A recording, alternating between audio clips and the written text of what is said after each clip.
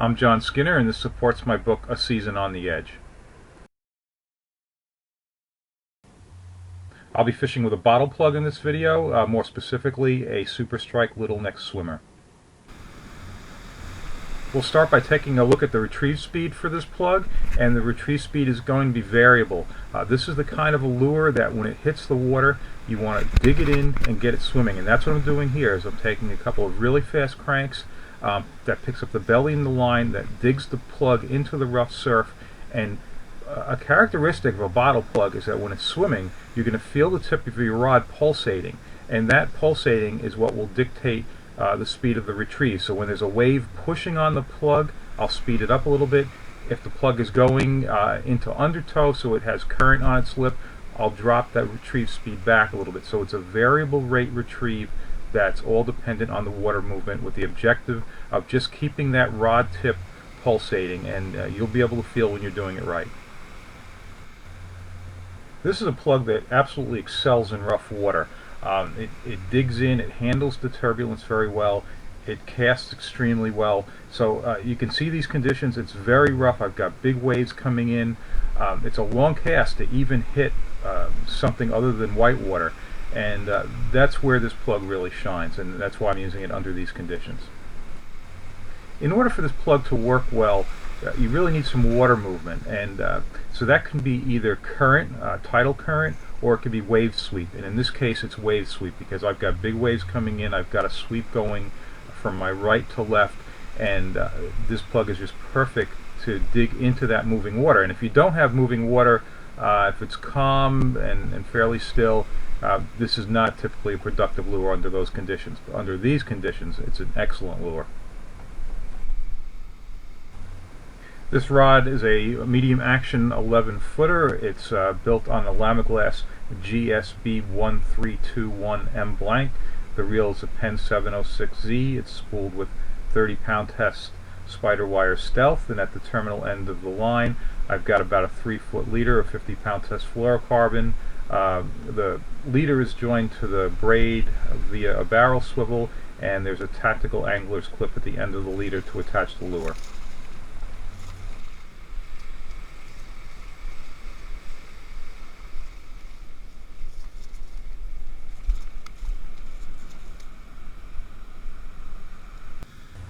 Okay, we're going to have about a minute or so here of grainy video. This is more typical. These bottle plugs are typically used at night, or at least dusk through dawn. In this situation, I've been catching fish for well over an hour in the dark, and now it has just gotten light enough that I can get some of this action on video, but this is typically a night plug.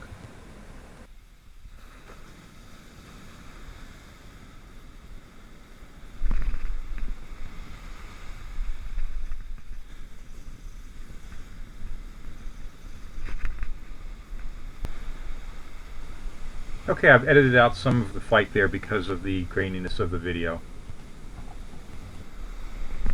Now these Super Strike bottles have internal rattles, and you might be able to hear those when some of these fish are landed. You can hear those things rattling around, and I think the rattles do two things. On the cast, they shift to the back of the plug, and they just make for better casting distance because the plug doesn't spiral and it goes out tail first. And the other thing is the vibration in the water is probably advantageous, especially in these situations where the water is rough. It's been rough for a couple of days, and it's actually kind of dirty. So the fish are feeding in the darkness in dirty water, and I think those rattles can only help.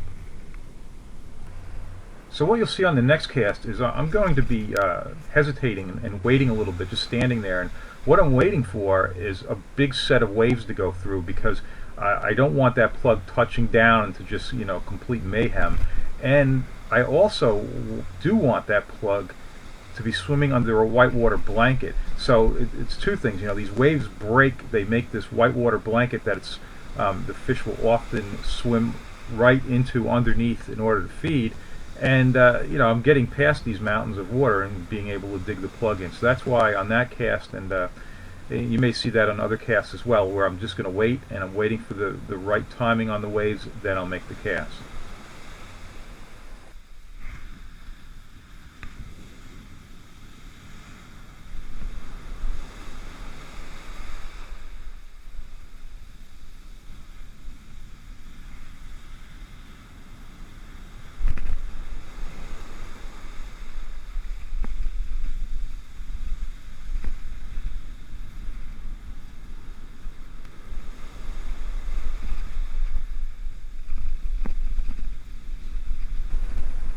Alright, that was a nice fish, but the hooks ended up pulling.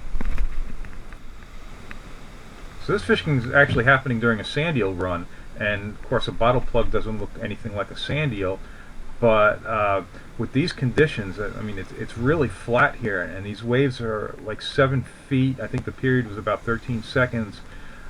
It's just difficult to reach decent water with anything, and starting off in the dark, the bucktail was going to hit nothing. It was never going to get past where the waves were breaking. The same would go for a soft plastic. One of the heavy needlefish plugs would definitely get out there, and I did try that, but there was so much sweep that it just didn't dig in enough and it slid down. So it was a matter of, I was pretty sure the fish were there. I needed a lure that was going to work in this turbulence, and the bottle plug was perfect for that.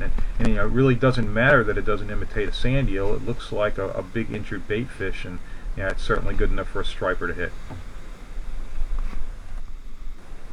I did make a couple of casts with a diamond jig in the dark, and it didn't do anything. And as it got lighter, then the diamond jigs did start producing, but at the time that I'm using this bottle plug, this certainly, judging by the anglers that were around me, because I was keeping an eye on what they were doing, the bottle plug seemed like the best choice, and it was doing well, so I stayed with it. And then as it got lighter, we did get into a bite that was primarily on diamond jigs, because that was another lure that you could get out there, get past where the waves were breaking, and get at the fish.